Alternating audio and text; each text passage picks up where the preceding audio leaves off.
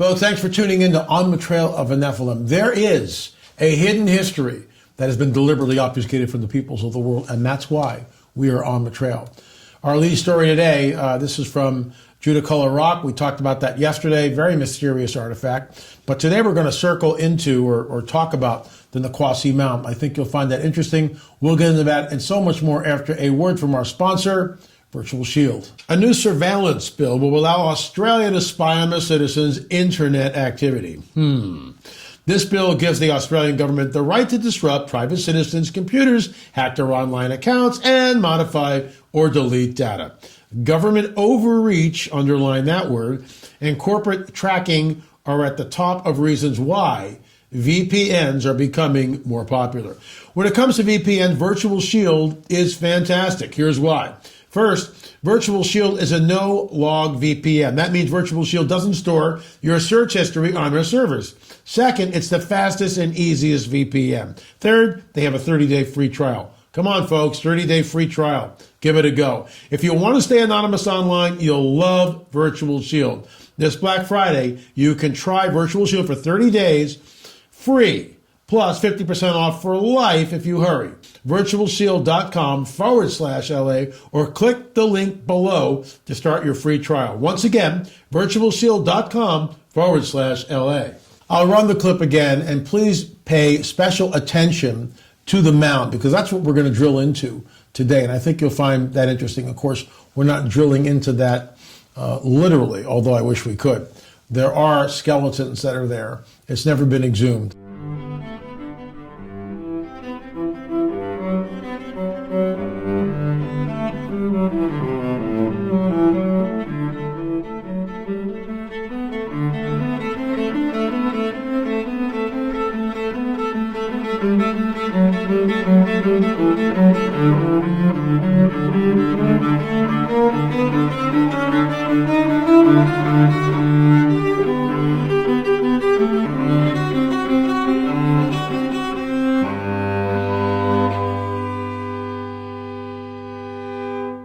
And it's that little artifact that you saw at the very end of the clip is what we're going to be discussing. So here are some shots of the Nikwasi Mound. When you look at this, keep in mind, give you some perspective. Look at the building behind you. It's about 20 feet in the air. We were allowed to walk on it. In many places you're not, but here you are. And a word of caution. If these are really Nephilim sites, and I believe this is a Nephilim site, and you'll see why in just a little bit, then we need to be cautious. And this is in the early days. This is like 2013, 2014. So I was sort of cavalier. I don't do this anymore. I won't walk on a mound. I just won't do it, because I think that there is a transference. And I realize some of you watching that sounds a little woo-woo, LA. It's not. It's not. If these are charged sites, then we must be careful. Pray up before you go, and of course, pray up afterwards. So here's another shot of what it looks like. Good perspective. You see people standing there at the sign talking about the Nikwasi Mound. This is a great shot of it. You can see the covered wagon. Look at the covered wagon in the foreground. Now, this picture was at the museum in the town, and so we were able to go there and see all this. It was absolutely incredible to get pictures of this. There's a covered wagon, for crying out loud. So this goes way back, and you can see the mound is much larger than this picture here. Much, much larger. I'll show you. Check it out again. Here's the picture from probably late 19th century. I'm going to guess 1890, 1885, something like that. Look at all the covered wagons. Notice how large the mound is. And then, of course, here's another shot of it. Sort of a reverse shot, more covered wagons. There's the mound, much larger than what we see now. Moving right along. There was a great flood that happened in the town. And you can see that the area was underwater except for the mound. You can see a good perspective here where the house is the water's right up almost to the rafters of the roof, but the mound is further back, and the floodwaters have not covered it. Another shot of the mound. Very interesting. But here's what I want to drill into. And this is an out-of-place artifact. This is an out-of-place artifact in the museum. This was discovered in the mound. And I'll show it to you at the very end. But check it out. Check it out. What are we looking at here? What are we looking at here? Is it a fertility goddess? Perhaps. There's a shot from the front, and you'll see why I find this incredibly interesting. Look at this. If that's not reptilian, I don't know what is. If that's not reptilian, I don't know what is. I'm going to go back to the very first slide and show it to you again. So there's a shot of it, and I don't know what we're looking at here. It seems to me it's serpentine, but if you're an archaeologist or if you're someone that travels in this sort of information and you have an opinion, please send it to me at la@lamarzulli.net. la@lamarzulli.net. Once again, going back to the frontal headshot, there you see, and I think it looks incredibly serpentine. I might be reading something into that. I don't know. This is what the bottom of it said. Found in 1933 in Indian Mound at Franklin, North Carolina. Franklin's the town where the museum is, and of course that is where the Quasi Mound is located, at the entrance to the town. They're saying that this is about 900 AD. We really don't know.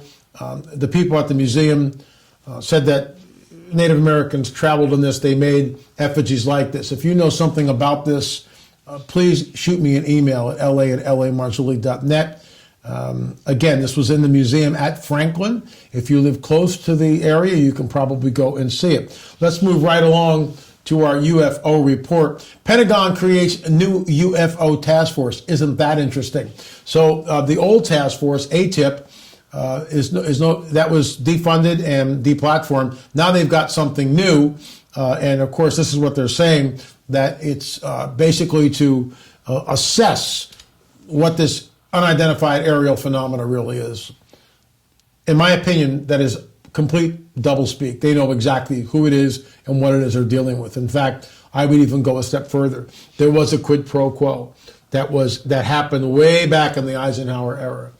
Way back then. They got the technology from them. They got the technology in trade for the populace. In other words, they gave us access. They gave them access to the population. I'm going to read this report. The person will remain anonymous. I think you'll find this incredibly interesting, and I'll weigh in on it at the end. I am 33 years old. I live in Texas. I have had many encounters with shadow people, and I believe now that they are the Greys cloaking themselves. That's another story. This took place 2 months ago, and it nearly destroyed me. You helped me battle this using the blood of Jesus, watching one of your shows I found on YouTube after praying for help. I cried so heavy I could not control myself. I woke up wide awake but paralyzed. This thing was so close it was not funny. At the edge of my bed, my light was even on. I was fuzzy-headed. The figure at the end of my bed was maybe 4 foot tall, gray skin with a neon sheen to it. Its eyes were not black but large, with a blue iris. It had long, bony fingers, with what felt like a nail digging into my right ankle. As I said, I'm paralyzed, but at eye movement. We made eye contact for what felt like forever. I had no fear or any emotions flooding through me at all. It was strange. This thing was at the end of my bed, next to my window. The only way I could have got in is by going through the wall. I'm in a room in a 2-story house. I know what these things are. I've watched them for years. As I'm laying there, it's making a chirping, clicking noise, and the fuzzy head begins to wear off, and I instantly in my head shout to Jesus, and poof, it was gone. No trace at all. I have been haunted by these things for over 10 years. I bought into the ancient alien theory at a young age. I no longer believe that theory. Let me go back up there. I'm sorry, folks. I lost my place. I no longer believe that theory. I also had an encounter with a hybrid in my 20s, female, blonde hair, huge blue eyes, and it was on top of me.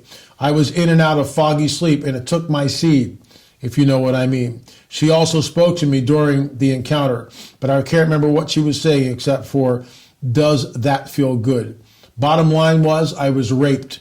Other encounters I have had lead me to believe with 100% conviction shadow people are tall and short grays. Sorry for the punctuation. This man was raped. We've heard this before. In fact, we had hairs that were taken. And if I can remember, I will show you that on Friday. This man was raped in a similar way. It's almost identical by a blonde hybrid entity. And when he awakened the next morning, his extremities were like on fire, and he found on his chest 2 long blonde hairs. Those hairs were examined by Stephen Colburn under a scanning electron microscope, and the results were absolutely astounding. Before I go, we were talking about the summation, and I want to get into Dr. Rudiak here. And he talks about, and I promised I was going to show this. I will show it on Friday. I promise I will do it. But Rudiak talked about the telegram that Ramey is holding in his hand. And when that photograph is taken, Ramey's not thinking about, oh my gosh, they're gonna be able to read the telegram. No such thing. But the telegram, much of it is visible. And when you begin to blow it up and analyze it with computer-generated software, you're able to translate it. And I'll get into that on Friday, along with the scanning electron microscope information taken from those 2 blonde hairs. Look, folks, this is real. This is real. A prophecy states they will mingle their seed with the seed of men, but they will not cleave to them. The work of Jim Williamson, the word cleave, is the same word that we hear for marriage. There is no contract here. There is no marriage contract. This man was raped. The guy that had the 2 blonde hairs on his chest, he was raped. They're almost identical in the reports, in what happened to them. This is not the stuff of a conspiracy theory. It is real. And we have hard scientific evidence. And I think you'll find that absolutely astounding, and I'll get into that on Friday. You've got an encounter, you've got photographs, you've got video, shoot me an email, la@lamarzulli.net, la@lamarzulli.net. We'll read it right here. Thanks so much for watching On the Trail of the Nephilim. Remember, we'll see you on the air or in the air.